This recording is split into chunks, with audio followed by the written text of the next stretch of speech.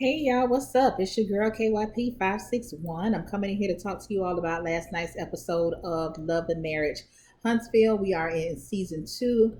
This may be episode 7 if I'm not mistaken. Y'all know I'll never get the episodes right. But anyway, this episode it opens up with the argument that Mel and Tisha were having at the kids' birthday party. So they going back and forth, throwing their shade at each other or whatever.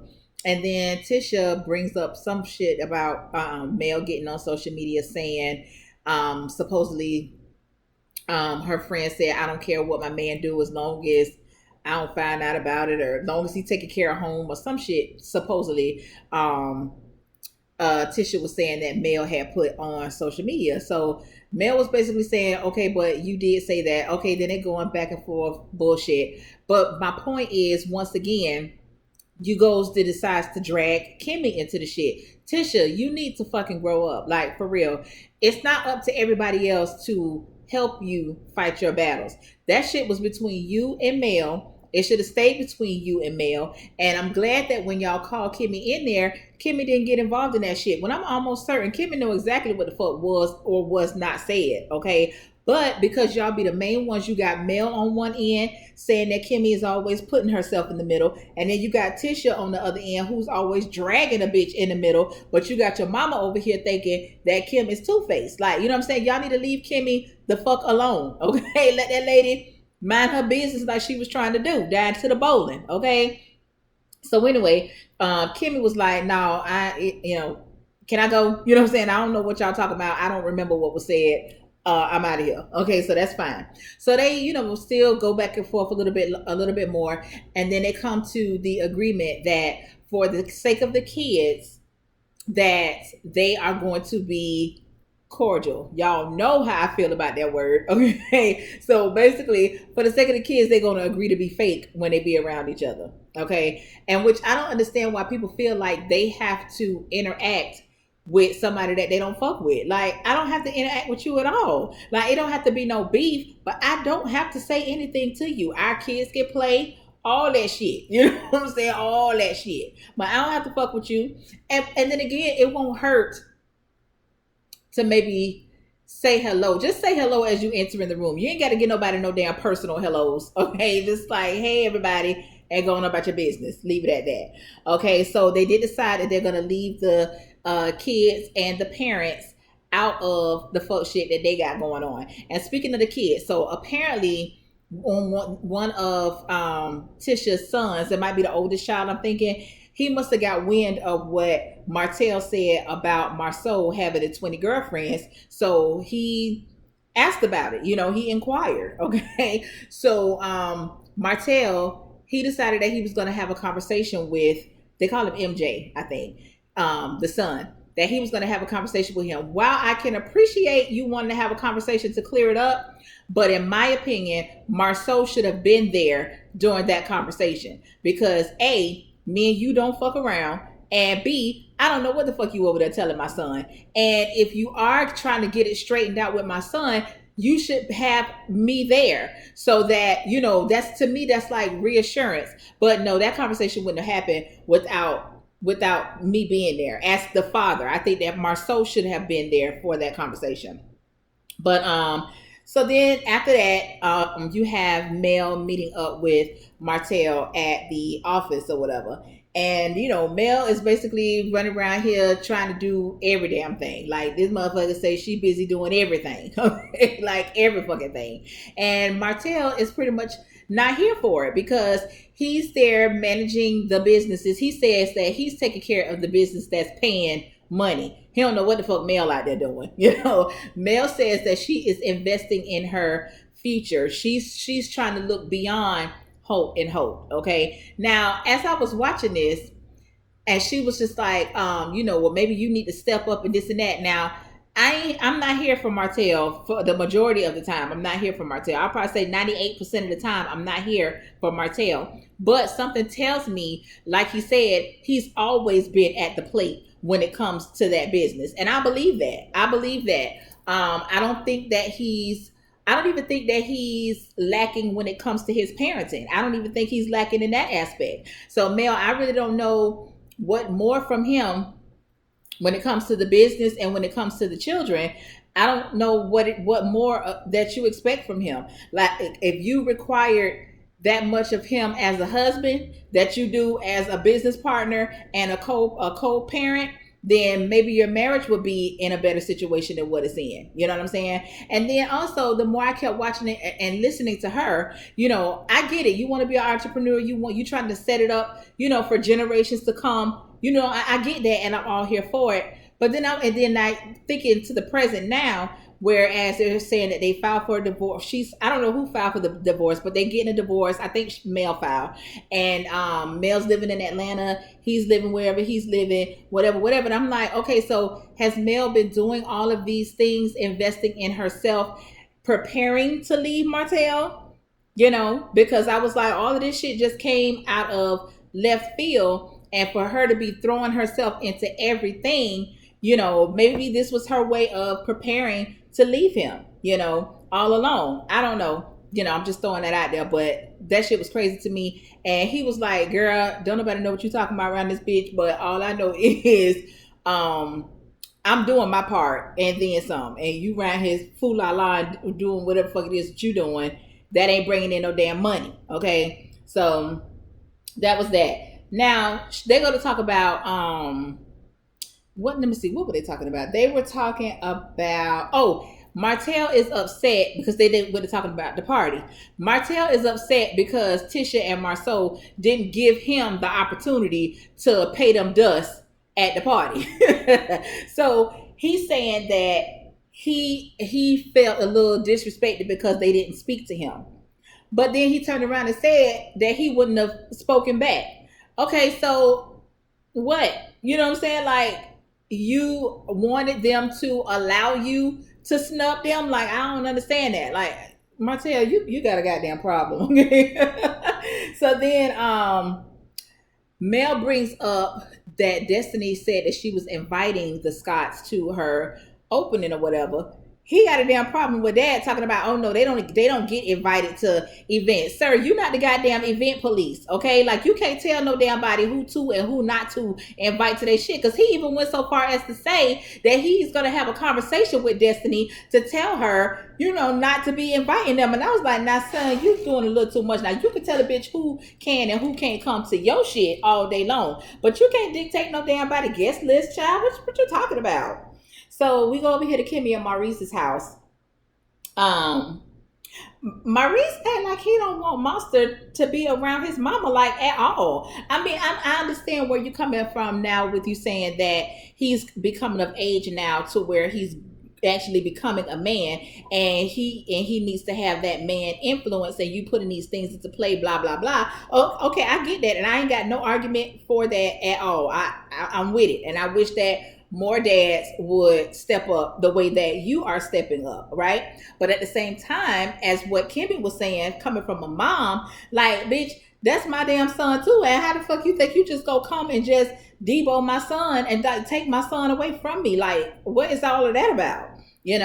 And because Kimmy was saying, if Kiowa or when Kiowa finally moves to Huntsville or in the Huntsville area, is Monster going to still be living with them, or is he going to live with his mom, or how they're going to split that time up? And Maurice was looking like that was the craziest shit he ever heard for his life. And I was like, okay, is it something that you don't trust?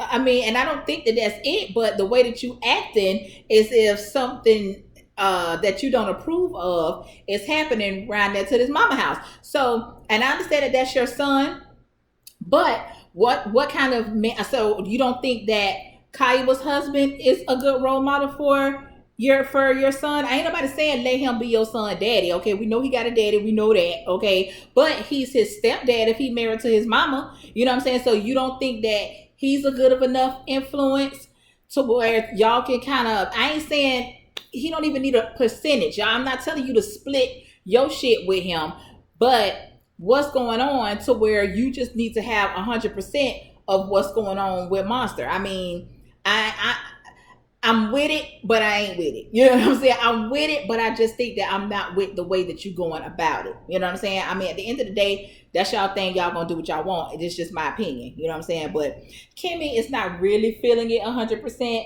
but she's gonna let it go because that's his son. Just like she didn't allow him to step in when she was saying how she wants to be the one to pay off her son's, college tuition, make sure that he doesn't start his life off in debt. Okay, so the way that she wanted him to let her handle it, she's gonna let him handle the situation with his son. And I get it. I ain't, you know what I'm saying? I get it.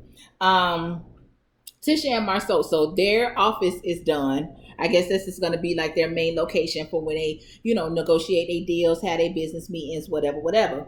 Um, Tisha's having a conversation with Marceau about her mom, right? And she was first, it started off with her telling him about the conversation that she had with Mel and that this truce that they have come to, whatever. And she was basically saying that her mom is always on social media and is always coming to her wanting to, talk some shit about Mel, and she's over it at this point. She's saying that she wants to let it go, but her mama don't want to let it go. So, and then she was like, and I already had to apologize to Kimmy for the way that my mom was acting, whatever, whatever. So Marceau was like, okay, so basically you're saying that your mother is causing issues with your friendships or your relationships or whatever. Oh no, honey, she ain't gonna admit to that. But that's basically what you said. Like, if your mom wasn't always running her damn mouth, you wouldn't be having half the problems that you have with these people. You ain't got no problem with Kimmy yet. Okay, but the shit with you and Mel probably wouldn't have gone this far if Wanda didn't have her foot in the mix, right? So she didn't want to admit that that was the case or whatever. So then they get into, so he was like, well, maybe you need to have a conversation with your mama and tell your mama that she need to shut the hell up. So of course, those are his words, and we know that Tisha would never actually say those words to her mom, but we know what the fuck he meant. Like, Wanda, you need to mind your business. That's for lack of better words. Okay, so that gets into the little confessional part, and then she tells him not to disrespect her mom. And he was like, oh, is that because she's been so respectful to me? And then she says, I don't care. That's my mother. I was like, girl, you and your mama gonna be two lonely motherfuckers together, okay, with that type of damn attitude about it. Because he was like, and then she said, so okay, let me back it up a little bit. So my thing with that was, I said, okay, so basically what you're telling Marceau is, my mama can say whatever she want to say to you, be disrespectful, whatever, whatever, and you don't need to say anything back to her. I'm not gonna say anything to her, and you don't need to say anything to her. Now, if the shoe was on the other foot, and if Marceau's mama was being disrespectful to you, Tisha, okay, you would be wanting Marceau to defend you to the death. Okay, and your mama will be right behind you, in front of you, leading the damn train. Right? So how is that fair? How is that fair? Because I'm almost certain that his mama don't talk to you crazy, So, but you gonna say you don't care, meaning I don't care what my mama say to you. I don't care how she treats you. That's my mama. I don't give a fuck. Ooh, child. But yeah. So then she was saying, I've been handling it my way for the last however many years. And, me and my mom kind of grew up together. She had me when she was really, really young. And he was like, I really wish that you would make those excuses for me the way that you're making them for your mama. And she didn't want to continue the conversation at that. And that's exactly what those are. Those are excuses, and it's bullshit. Okay. Because I'm well aware of what it's like to grow up with your child from being a young mom. Okay. I had my child when I was 15 years old. Okay. I had my child when I was 15 years old. So you want to talk about somebody growing up with their child? I damn sure grew up with mine. Okay. And now my daughter is getting ready to be a wife soon. Okay. So, but you don't see me all down there up in her business. Matter of fact, I give two fucks. Okay. Because I got my own life going on. I don't have time. I want to think that I have been enough of a role model to her. You know what I'm saying? As of things what to and what not to do. especially when it comes to being the woman of your household and being a mom and being a wife and all of that stuff. And I'm not saying that she can't come and talk to me, because she absolutely can. But I'm not going to be over there in her place in her residence trying to fight her damn battles and trying to tell her and her husband how to run their shit. I'm not going to do that. I will never do that, because I wouldn't allow my mom to do that over here in my house. Okay. So yeah, Tisha, you got life all fucked up, and you're gonna keep right on. You're gonna keep right on. You and Miss Wanda, y'all gonna keep growing up together. Okay. Keep growing up together, child. So let me see what else. Oh, okay. So in the midst of that, Destiny shows up. Okay, so Destiny shows up to talk business, which she later on she said that Marceau knew that she was coming, but when I watched it again, Marceau looked just as surprised to see her there as Tisha did. But whatever. So she came there. She came to talk business or whatever. Tisha just looked so out of place in the whole thing, and she was. I guess she sat there to see why old girl was there, but she clearly came there with a folder and was saying something about the shop and this and that or whatever. So I guess once Tisha figured out what the conversation was about, she was like, "Oh, y'all talking construction business. This not my business, blah, blah." Go on, girl, go on, because you're being a bug. So go on ahead. Get the fuck on, right? So they talking or whatever, and Tisha is just being a fucking bug. Like, just butting in the damn conversation and just being a bug. And I was like, girl, I hope that's not how you act for real when your husband have people coming in to talk business, because that's like, oh no. But I keep telling y'all, Tisha childish, honey. She is childish. That girl got a whole lot of growing up to do, honey. A whole lot. So then we go, let me see, let me make sure I ain't skip out on that. Okay, so now we're at the soft opening of Destiny's hair store. She's got beauty supply store, child. It's the hair store. Okay. So anyway, they're there, they're looking around, she got wigs and different things like that. Y'all know what a hair store look like. Okay. So they're having a conversation. I guess it came up that Marceau will be doing the bid on the salon portion of it or whatever. I don't know. Maurice completely threw Marceau under the bus, because he was like, "Oh, he can do that?" And I thought he was saying, like, bitch, when he started doing that. That's what I thought. And it looked like that's what old girl thought too, because she was like, he said he can do that. And he was like, no, I mean, he's just very busy, whatever. And I thought that was trash. Like, he completely threw the man under the bus, like, you fucking up potential business for your brother. Like, I thought that was shady. I ain't like that. So then, of course, Destiny still wants to try and throw shade at Kimmy about that damn chicken. And I just wish that Kimmy would tell Destiny, shut the fuck up about that damn chicken. Okay, like, bitch, it is what it is. I ain't changing it. Okay, so what you want me to do? You know what I'm saying? Like, god damn.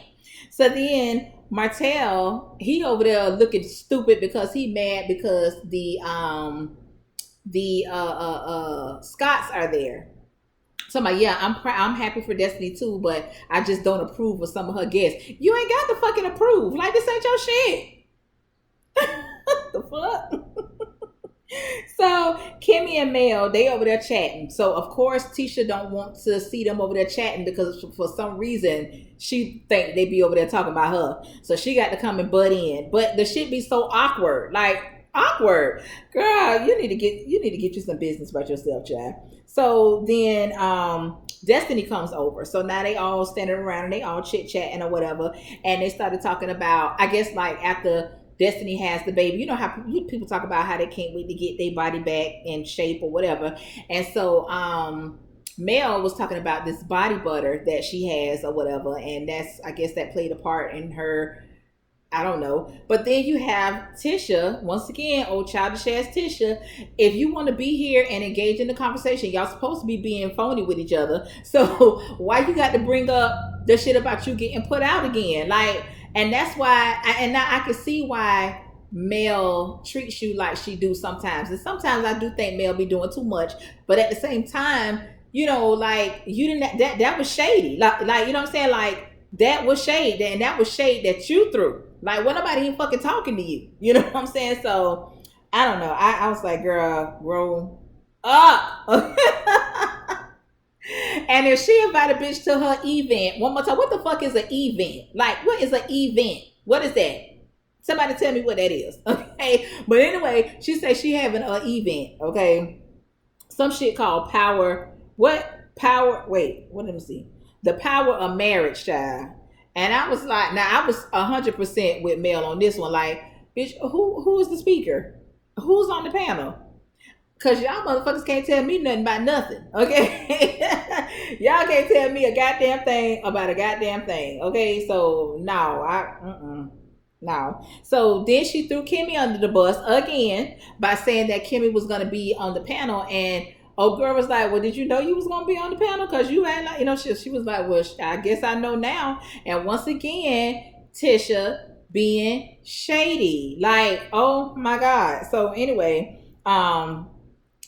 I guess everybody broke up and went their own way. So now you just got Tisha and Destiny, chopping it up, having a conversation. So Destiny, kind of asked Tisha, like, do you sit in on all of your husband's meetings? And so she was like, no, like, whatever. She was like, well, shit, you was sitting in on our meeting. So then that's when Tisha was like, she didn't know that was a business meeting because she didn't know that Marceau had known ahead of time that she was coming. So she was like, oh, he didn't tell you that I was coming? And she was like, no, he didn't tell me. She was like, your husband tell you? She asked her, do you know your husband's schedule? She asked her that, okay? And she was like, yeah, he know my schedule and I know his. Oh, baby. It ain't nothing like an unsecure motherfucker. She's insecure, child, insecure. Lord have mercy. She's insecure about herself as a woman. She's insecure in herself as a wife. And she's insecure about that marriage as a whole. And any little thing that anybody says to her, that insecurity shows, baby. It shows. Okay. So then she sat there looking stupid for a minute. And then she was like, oh, well, we don't have to do all of that. I don't even think that old girl was saying it like, I got to know his schedule because I got to know what he's doing. I don't think that she was saying it like that. If that's their thing and that's what they do, because we know that they got some fucked up shit going on in some other aspects, okay? But if that's their thing and if that's what they do, let them people have it. You know what I'm saying? So she goes to go find Marceau. Now she done flipped the script to Marceau, making it seem like Destiny was coming for her when she wasn't. You asked her that fucking question, and you mad because of the answer that you got? Now, what Marceau told her, I agree with what he said, but it just that's not how it went. Like, that's not how it went. That was some good advice that he gave her as far as listening to motherfuckers that ain't even been in the game long enough to have an ink dried on their damn marriage certificate, right? I get that. And single people, I 100% agree with that, but that's not how it went down. Like, you know what I'm saying? So that little speech, that little spiel that he gave was basically null and void because that's not how the shit happened. So she was like, I don't know why she got to be coming for me and my marriage and my relationships. That girl wasn't coming for you and your nothing. Like, you know what I'm saying? Like, what you talking about? So I was like, oh my God. But yeah, she needs constant reassurance on everything, and if you're not secure in yourself as a woman first, you're never going to be secure in yourself as a wife.